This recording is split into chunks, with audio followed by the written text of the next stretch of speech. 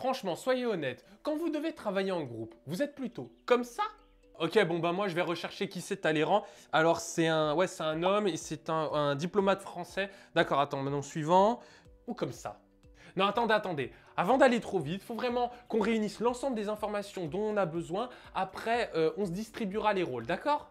Si vous êtes dans le premier cas où vous voulez aller très vite, sans forcément avoir encore toutes les informations sous la main, vous êtes plutôt dans le système de pensée numéro 1. Si en revanche, vous préférez prendre le temps, analyser l'ensemble de la situation, quitte à être un petit peu lent, vous êtes plutôt dans le schéma de pensée numéro 2. Le mode de pensée? Mais on est où là, dans GTA? Aujourd'hui, nous allons rentrer dans l'univers des systèmes de pensée. Générique.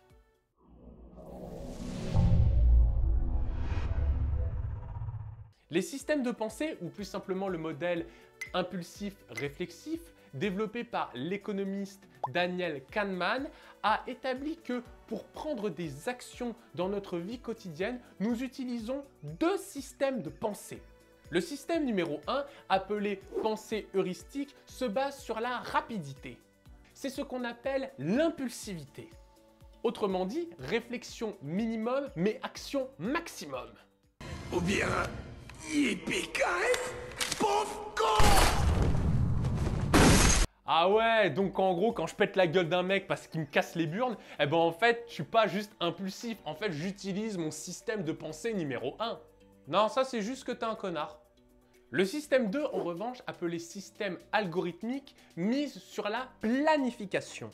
Il permet à un individu de prendre en considération tous les éléments et toutes les informations dont il a besoin pour mener à bien son action. Il peut également déterminer si cette action aura un impact positif ou négatif sur sa personne et sur les autres. Il permet la résolution de problèmes complexes et est caractérisé par sa lenteur. C'est ce qu'on appelle la réflexivité. Il existe un troisième système développé bien plus tard par Olivier Houdet, mais je vous en parlerai une autre fois. Pour le moment, basons-nous sur ces deux systèmes. Comme vous l'avez compris, nous avons déjà ces deux systèmes de pensée en nous, mais ne nous les utilisons pas de manière proportionnelle et équitable. C'est grâce à ces deux systèmes qu'on peut dire qu'une personne est plus ou moins réflexive ou plus ou moins impulsive. Si une personne a besoin de peu d'informations pour passer à l'action, alors il sera dit que c'est une personne impulsive, car elle a besoin de peu pour passer à l'action. En revanche, si une autre personne a besoin de temps pour récolter et assimiler de l'information avant de passer à l'action, on dira que cette personne est réflexive, car il lui faut du temps avant d'agir. Mais quels sont leurs inconvénients ? Eh bien pour votre système 1, c'est simple. Votre système 1 est impulsif. Par conséquent, il agit vite, mais il commet beaucoup d'erreurs. C'est d'ailleurs le système qui est vulnérable au biais cognitif. Utiliser ce système à outrance peut engendrer ce genre de réaction. Ah mince, j'avais pas pensé à ça.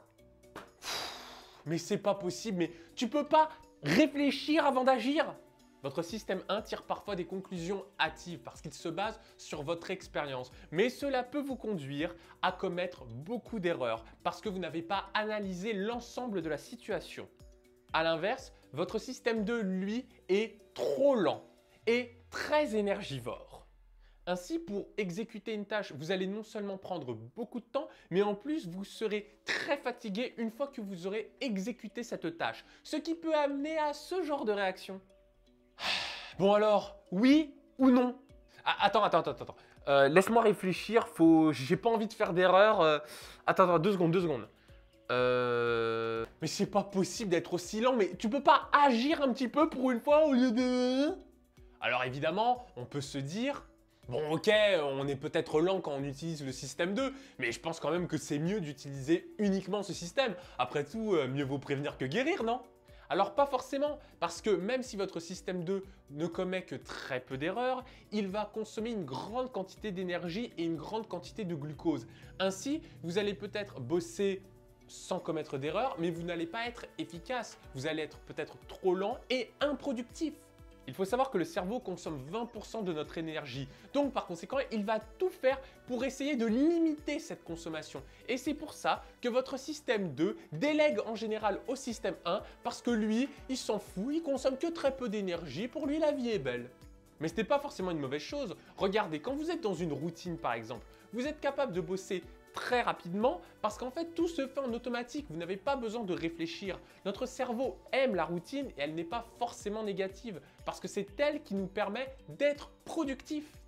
Et c'est également cette dichotomie entre les systèmes qui peut expliquer notre résistance au changement.